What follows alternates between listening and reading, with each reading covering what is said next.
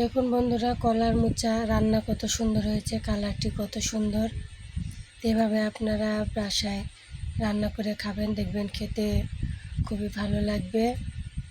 বন্ধুরা, আজকে আমি কলার মোচা রান্না করব। তো কলার মোচা আমি কুচি কুচি করে কেটে জলের মধ্যে রেখেছিলাম, কষ বের হয়েছিল। আর তারপরে আমি জল দিয়ে এটাকে সিদ্ধ করে নিয়েছি। দিয়ে জলে থেকে দেখুন কতগুলো কষ বের হয়েছে।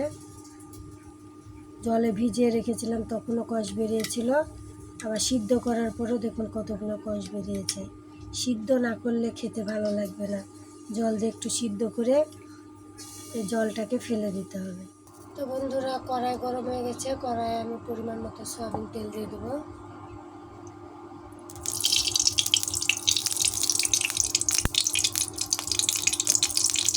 তেল আমি গরম করে নেব।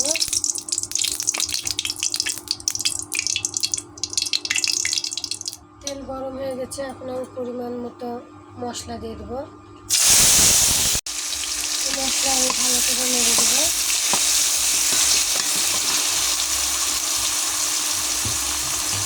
মশলাটা অল্প একটু জল দিয়ে দেবো।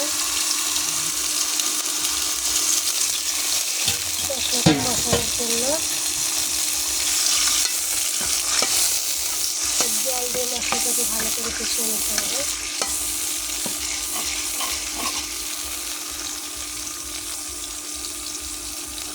এই মশলার মধ্যে পরিমাণ মতো আদা, পরিমাণ মতো জিরা আর পরিমাণ মতো রসুন দেওয়া আছে।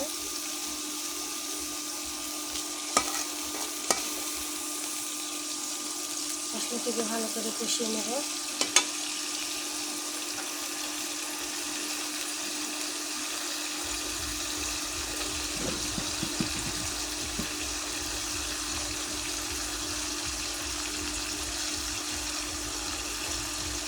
পরিমাণ মতো লবণ দিয়ে দেবো, পরিমাণ মতো হলুদ দিয়ে দিলাম, পরিমাণ মতো মরিচের গুঁড়ো দিয়ে দিলাম। এবার আমি ভালো করে নেড়ে দেবো।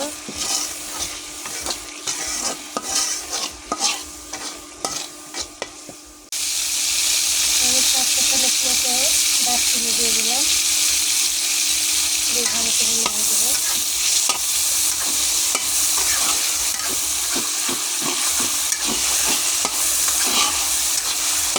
দেখুন বন্ধুরা, মশলা কষানো হয়ে গেছে। সিদ্ধ করা মশলাগুলো আমি দিয়ে দিলাম।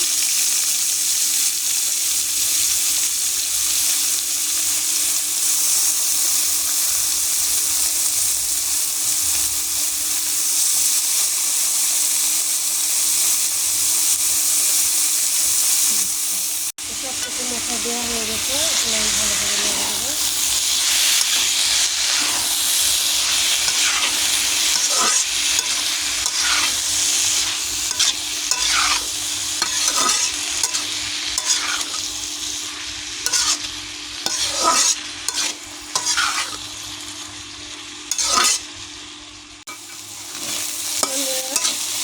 তরকারি ভালো করে নেড়ে দিতে হবে, একটু করে নেড়ে দিতে হবে।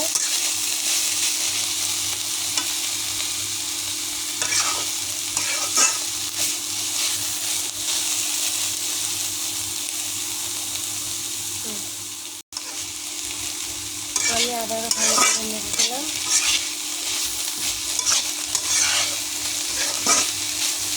মোচা 1 ঘন্টা রান্না করা আমার হয়ে গেছে, আমি নামিয়ে নেব। দেখুন বন্ধুরা, কলার মোচা রান্না কত সুন্দর হয়েছে, কালারটি কত সুন্দর। এভাবে আপনারা বাসায় রান্না করে খাবেন, দেখবেন খেতে খুবই ভালো লাগবে। তো নিত্য নতুন রেসিপি পেতে চ্যানেলটি সাবস্ক্রাইব করুন, পাশে থাকা বেল আইকনটি ক্লিক করে দেবেন।